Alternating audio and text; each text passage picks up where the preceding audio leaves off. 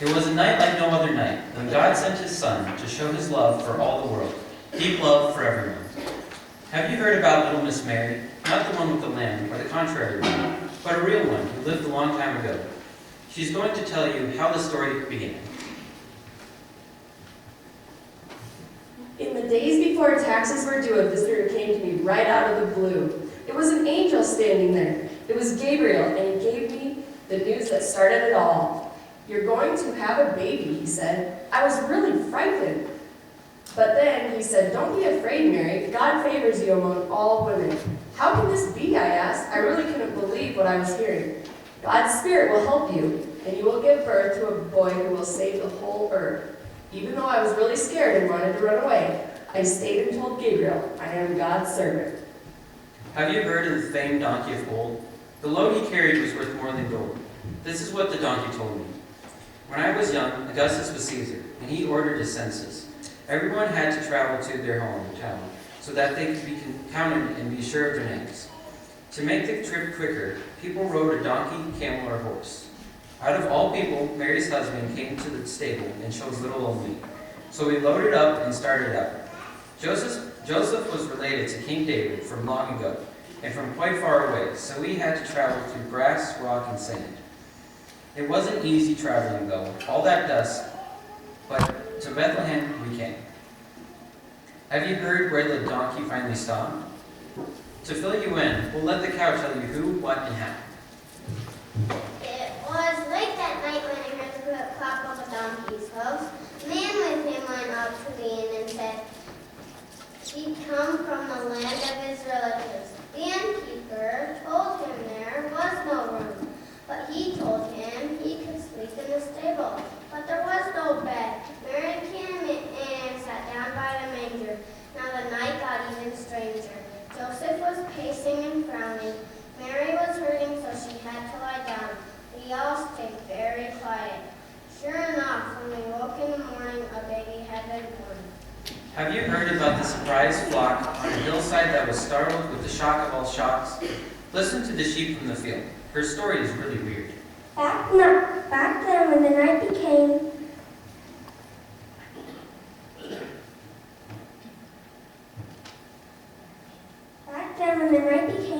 the shepherds kept sure to keep us all safe from lions, wolves, or anything scary. I was just standing during the pitch black when a loud volume broke out of seeing a bright light and hearing a loud noise. The shepherds were afraid too. But the word that came from the sky calmed them. Instead of letting us settle down, they let us go on a trip to go to the celebration of the birth of one little baby. And he said he'll bring us salvation. Have you heard about the men that were watching those sheep and saw that light in the sky that night? This shepherd will tell you what the light was all about and why they made that trip. We were carefully watching our sheep that night, and suddenly the sheep saw a bang and gleaming light. I saw the herd turn white as snow, and I turned pale as wool. My knees were shaking at the commotion in the sky. Then a voice called out, "Do not be afraid, we bring good news." We knew something big was happening. So we picked up our stuff and gathered the herd and went straight to the stable where baby was. Have you heard about the angels that lit up the sky and delivered the message from God on high? I could tell you the story, but really an angel should be the one to tell you. It was a really dark night. You couldn't see your wings in front of your face. Then we appeared in God's glorious light. We really did scare the shepherds and sheep. Good news, I said, the Messiah is here, and all of the angels sang and praised God, saying, "Glory to God, peace and goodwill towards men." After all of the good news was told, the shepherds packed their belongings and sheep, then left.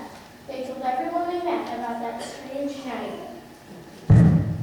Have you heard of camels from far away that travel along, following a big star? Again, I could tell you more, but I think you should hear the camel story. We were living far to the east when my master came to me and said, The words of the ancient prophets are coming true, and I want to be there to see it. To honor a king, my master and his friends packed gold, the best myrrh they could find, and rich-smelling frankincense. I didn't know what the gifts meant, but I knew that this king must be important. My master and his friends left town right away.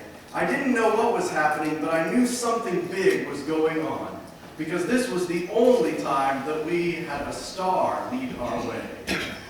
Have you heard of the group of wise men that traveled to Jerusalem? I'll let one of them tell you about them.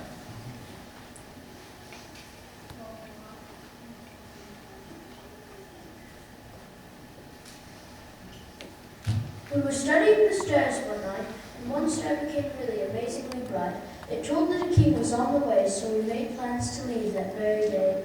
We rode miles and miles to Jerusalem to ask Herod about the Christ child. He called his priests and teachers and wasn't very happy about what he heard, that a ruler would come from Bethlehem.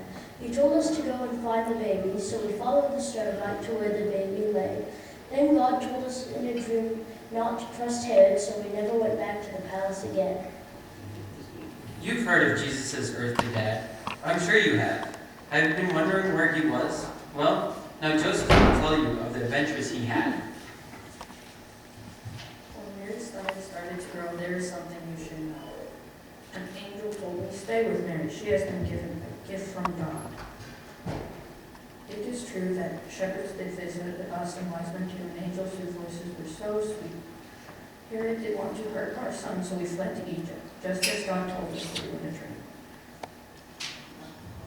God was always watching over us.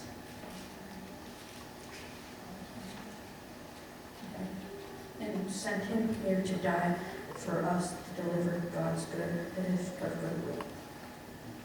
Now we come to that little baby, the one with the most important story of all. Listen, take time to hear Jesus' story.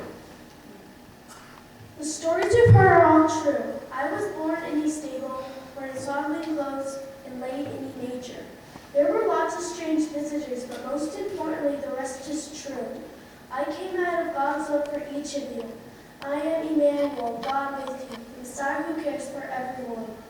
I came here so you can have a full life. My story is about absolute love, hope, truth, life, and peace. Not just a Christmas story, a story for every day, a story worth telling. That night was truly like no other night. God still wants us to know that Jesus was born for you and for me because he loves us so much. All right, we're going to invite you all to join us singing Away in a Manger. I forget the hymn number, but it's in your bulletin, so I'm sure with a little sleuth that you can figure it out. 124. 124, thank you, Lois.